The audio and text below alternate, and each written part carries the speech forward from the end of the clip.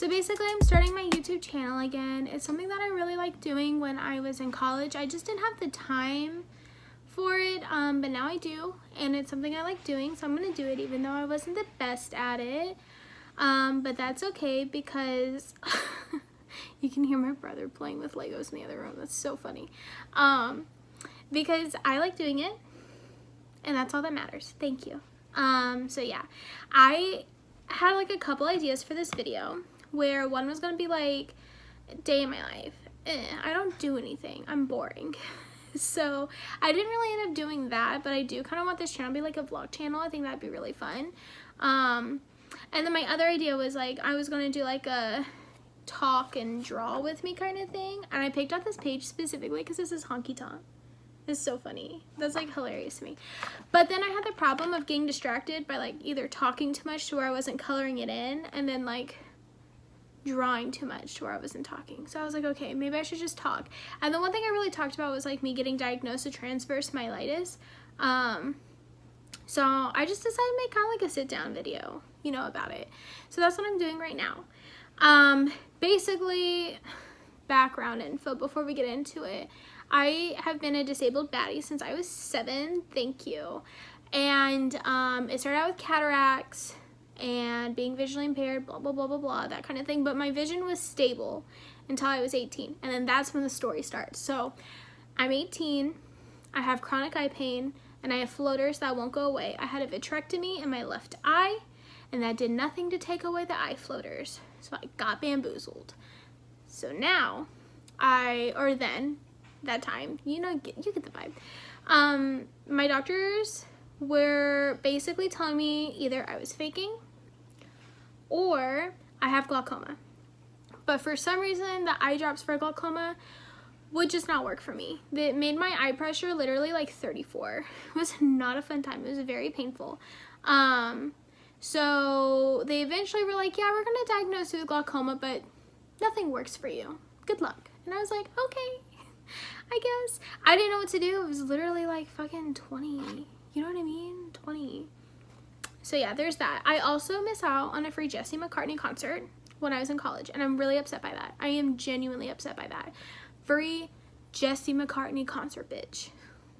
For an eye appointment, for them to tell me I was faking. I'm still mad. I'm still upset. So that was not a fun time. I basically kind of gave up because I didn't really think I had glaucoma, but I lived in a medical desert.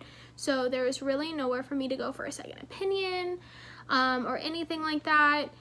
And so I was just like, you know what, I'm just gonna do me and live my life, and I don't really care. Because, I mean, even if it was glaucoma, you said there was no cure for it, or like nothing was going to help me manage my symptoms. You know what I mean? That kind of vibe. So I was just like, fuck it. I moved to Northern Virginia, bitch. And when I went to Northern Virginia, I had to go see an eye doctor to get a new prescription for my glasses. And she gave me a referral to an ophthalmologist in the area. And this ophthalmologist was a female. So I was like, oh, that's really interesting, because female doctors tend to be more understanding to female patients. And I've never had the opportunity to see a female ophthalmologist. So I was like, okay, cool. Like, I'll go fucking do that. So I went and saw her, and she's fantastic. I really like her. She's a really good doctor. And she basically started from the bottom up.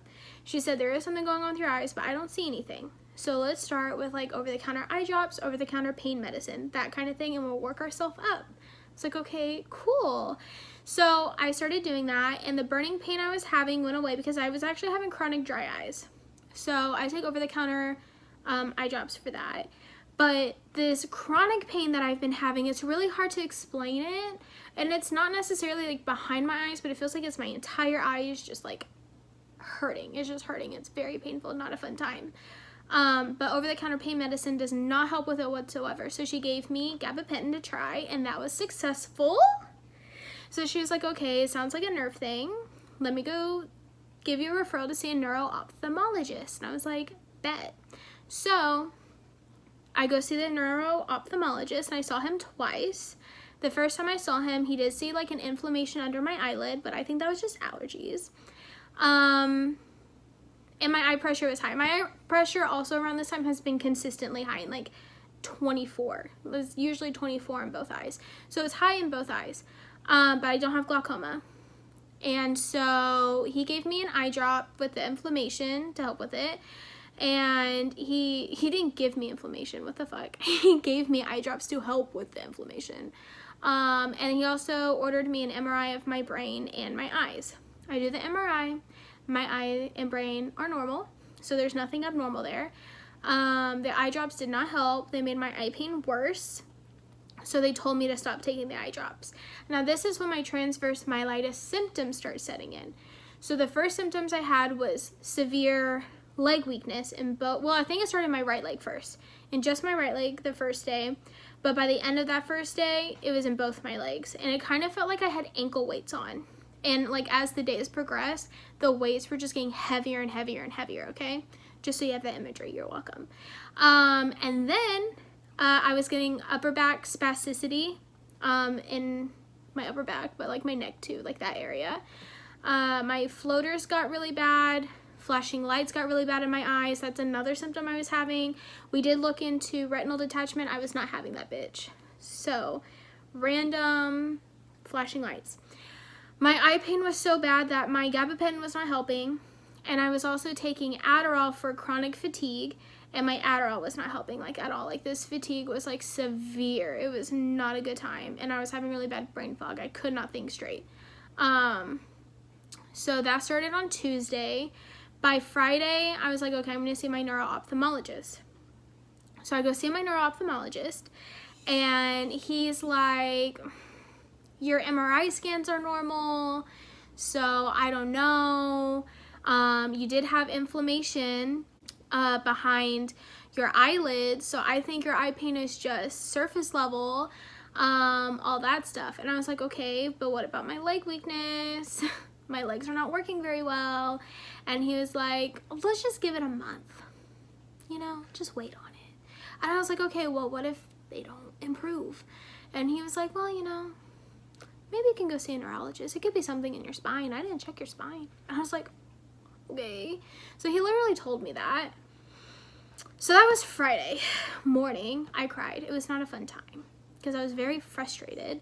And by Saturday morning, the next day, my left leg was significantly worse and my left arm started becoming weak. And so I was like, okay, with my left arm becoming weak, I'm getting nervous. Also on top of that, my dog was warning me because she was acting fucking crazy. I would be sitting in my desk chair and she never bothers me when I'm in my desk chair because like she knows I'm usually working over there, and she was like trying to like lay on my back. It was really weird. She never does that. She hasn't done it since. So I think she was trying to warn me. So like that was also making me a little nervous, and that's why I went to the ER on Saturday, truthfully, was because my dog was acting weird. And then my brother also bribed me with Ash Nico concert tickets, so I had to go at that point, you know. I went to the ER and they were like, okay, we're going to admit you. Your SED rate is 34. You don't have an infection, you don't have a virus, so like we don't really know what's causing this to happen. Well, we're gonna do MRIs in the morning. I was like, okay, cool. But also around this time, I was fucking scared because I called my mom, and my mom was like, well, your grandmother had to get a spinal tap. And I was like, a spinal tap? And she was like, yeah, bitch, a spinal tap. And like spinal taps are scary. If you don't know what it is, it's basically like they take this big ass fucking needle and put it in your spine to get some spinal fluid out to test it for like various diseases. So I'm fucking scared at this point because I'm like, I don't want a spinal tap. Oh my god, they're gonna give me a spinal tap. I'm like really fucking scared, not having a great fucking time. And so they do the MRIs the next morning, and it's like of the thoracic and cervical, of my thoracic and cervical spine, and they find transverse myelitis, my cervical spine, and it's like from my like upper back all the way up through my neck. And so at that point he's like, okay, spinal tap.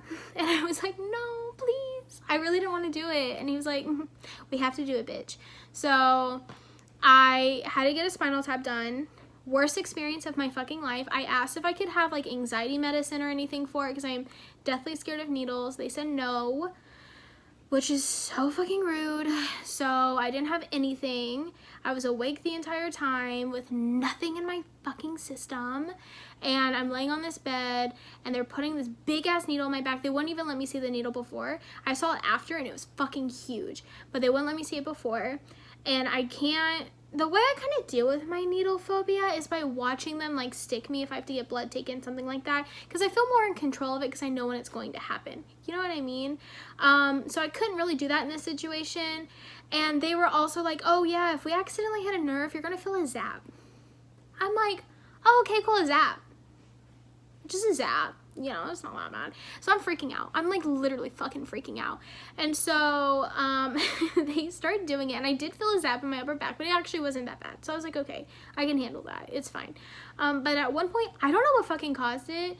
He did something and it was the most painful fucking thing in my entire life. I have chronic back pain from this. Like, I'm not even kidding. I'm not exaggerating.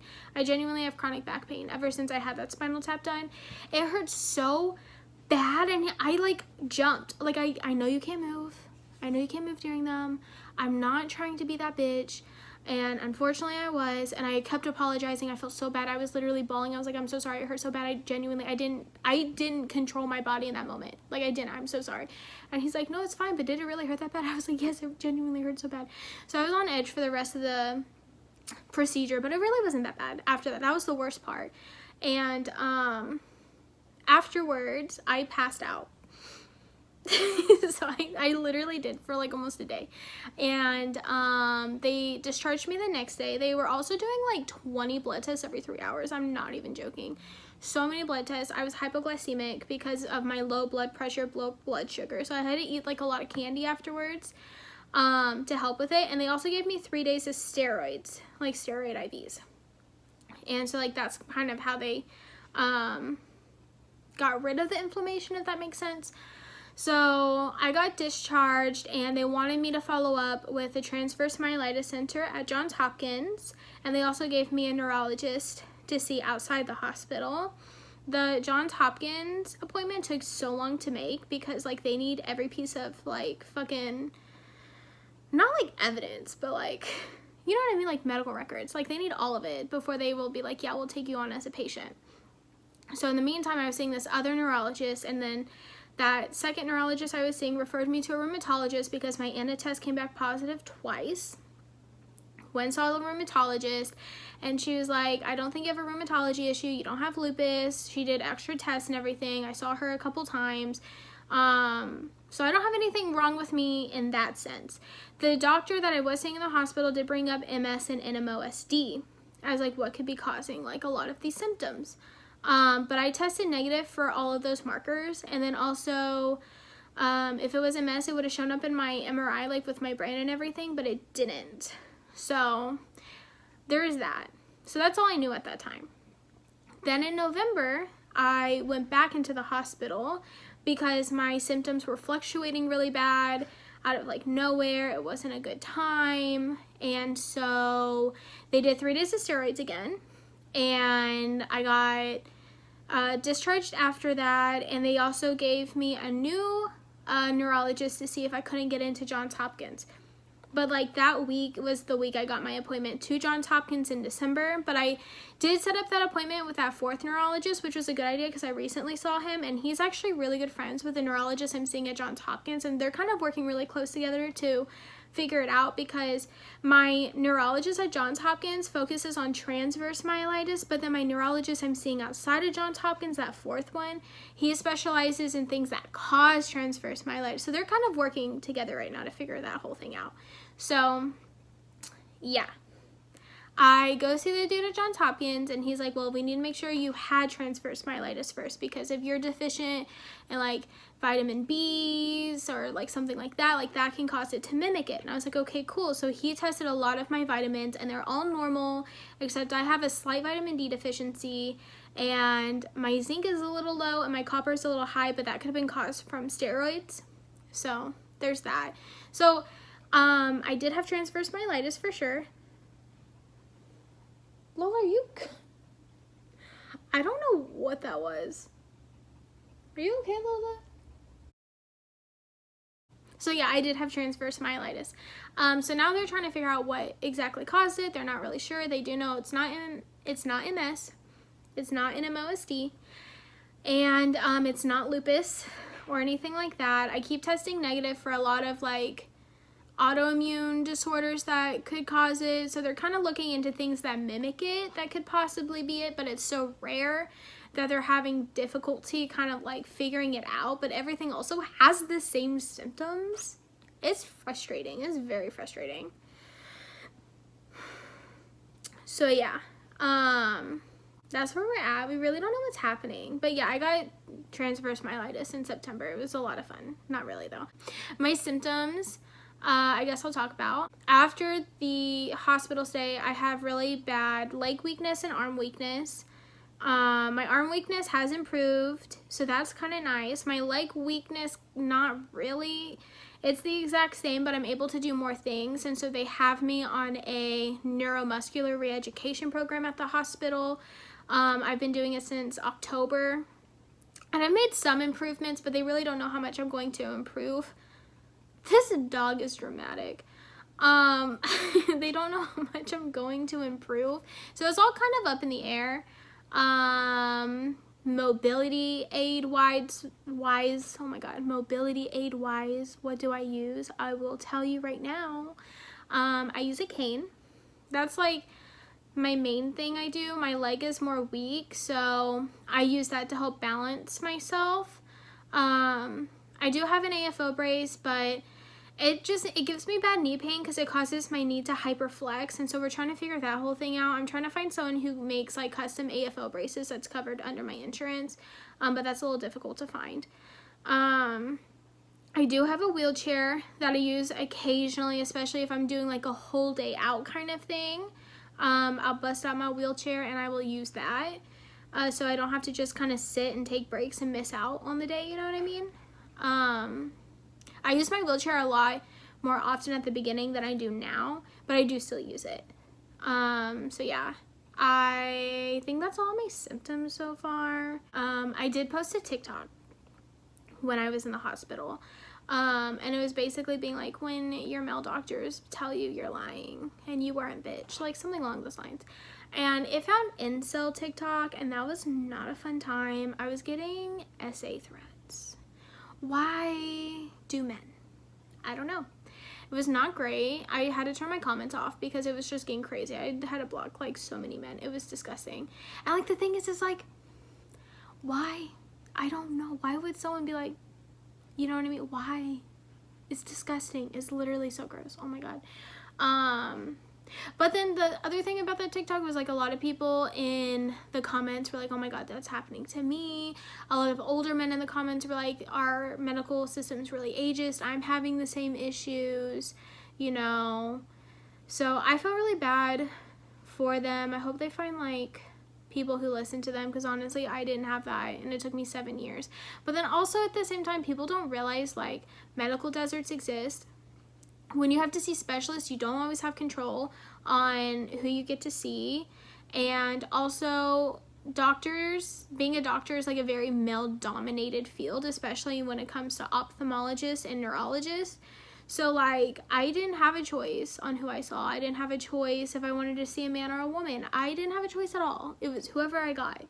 And I think that's something a lot of people don't understand, especially people who are able-bodied and not chronically ill. So that was really frustrating to have to go through, especially like right after the hospital. So yeah, annoying. I do have other doctor's appointments coming up. I do physical therapy. They extended my physical therapy for 6 more weeks, and I do that twice a week. What else? Oh, also, this is like so cute. Over Christmas. Oh, actually, 2 things. First, my hair doesn't look very good because I went and got a cut. The steroids kind of made me lose hair a little bit, like in the corners right here. You can't really tell with my hair down. But the problem is I used to have a part on the side that was like flipped over, and you could kind of tell right there with my hair down. So I went to go get my hair cut to get a middle part, and so it's even in a middle part. But then she like, it's not even. It's like, I don't even think y'all can really see it. Maybe I'm being dramatic. Well, I think you can kind of see it like right there. It's not even, and I didn't want to look rude, so I was just like, I'll just take it. You know what I mean? Like, I didn't notice it until she was already done. So I didn't ask her to fix it because I'm like, you know, I'm not going to see anyone anyway. I'm just going to let this hoe grow out. Once she grows out, I'll cut her. Like, it's just hair. I'm already going through it. I've got bigger problems. I also was getting my nails done consistently after the steroids because they really messed up my nails. And my nails don't look cute right now. It's not cute. It's not cute. Oh my god, it's not cute. But the nail salon I was going to, I didn't really get good vibes from, but I didn't want to look rude, so I went there a couple times because I didn't want them to think I just stopped going because I didn't like them. And I got a nail infection like the second or third time I went there, and I had to take my nails off myself because I don't want to go back and be like, I have a nail infection. I don't want them to think that I did that. I don't know. I felt bad. I have a lot of anxiety. So I just took it off myself with acetone, and I tried buffing them out to make them look a little bit better. It didn't really help. There's a lot of damage. I think I just have to wait for them to grow out. I do have like a hard coat, like a clear hard coat on them that's supposed to help your nails grow and be stronger and blah, blah, blah, you know, that whole thing. Hopefully that works. I think I just have to wait for them to grow out though, which is a little upsetting. But once they grow out, I'm going to try to find a new nail salon to do my nails because I do like getting my nails done and they make me feel better about my nails, but I have to wait for my nails to heal and all my nails to heal now, you know. So yeah, but then what I was going to say is over Christmas, I have a hard time not buying gifts for myself, and so I bought myself a lot of really cute stuff, but my favorite thing I bought myself is this sweatshirt, and I'm going to show you guys. It's literally so cute. It says, I want to see if I see disabled people change the world. It's a Judy human quote. If you don't know who that is, you should look her up. She's literally such a baddie. She and her friends passed like the ADA and the 504. I don't know why we don't learn about them in school, like genuinely crazy. And I'm like the first generation of kids to grow up under the 504 and to be able to have like more fair access, not completely fair, but like a more fair access to education. And genuinely I would not have had an education probably if it wasn't for them. And there's a documentary on Crip Camp that is really fucking good, really well made. It should have won, but it didn't because it made white able-bodied people uncomfy, let's be honest. And really good. It's really funny. It's not super depressing, I promise. I think every able-bodied person should watch it 110%. I really do. It's so well made. I can't stress how well made it is. It's so good. It's so good. Oh my, watch it. Literally watch it. It's on Netflix. The documentary that won instead was one about a guy making friends with an octopus. An octopus. I don't know why they do that. It's so frustrating. I think it should have won. It was really well made. So yeah, everyone should go watch it. And I think that's all I have. So I'm gonna skedaddle. Thank you for watching this video, and I hope you enjoyed.